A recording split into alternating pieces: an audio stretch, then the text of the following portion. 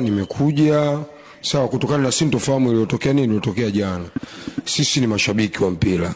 Na shabiki wa mpira siku zote sawa anaweza akawa negative, anaweza akawa positive, anaweza akawa vuguvugu, anaweza akawa moto au akawa baridi kabisa.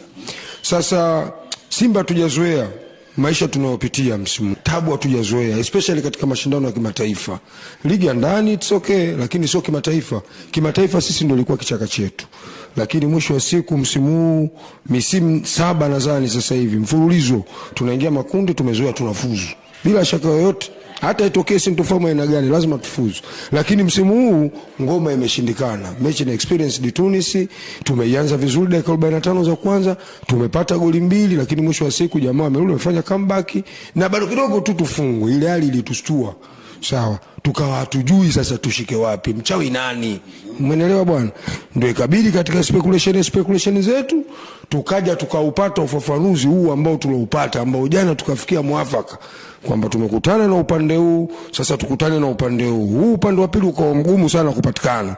Sawa, kwa hiyo sisi tukachukua maamuzi jana kutokana tulipata maelezo ya upande mmoja.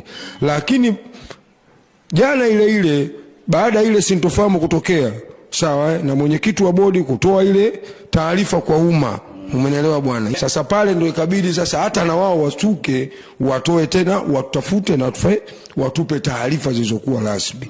Sasa mimi kama mshabiki wa Simba na mwanachama wa Simba siko lazima kuiona Simba inafanya nini, inapasuka katikati.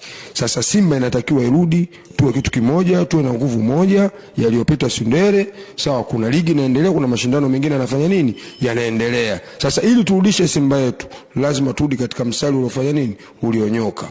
Kwa hiyo kikubwa tunaomba radhi kwa kile kilichotokea jana.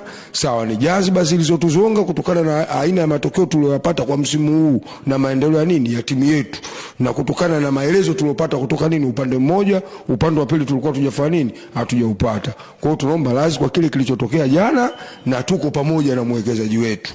Sisi kama mashabiki wa Simba na wanachama wa Simba na mainfluencer ambao tuna watu nyuma yetu. Kwa hiyo tunamwomba radhi mwekezaji wetu, tuko naye pamoja.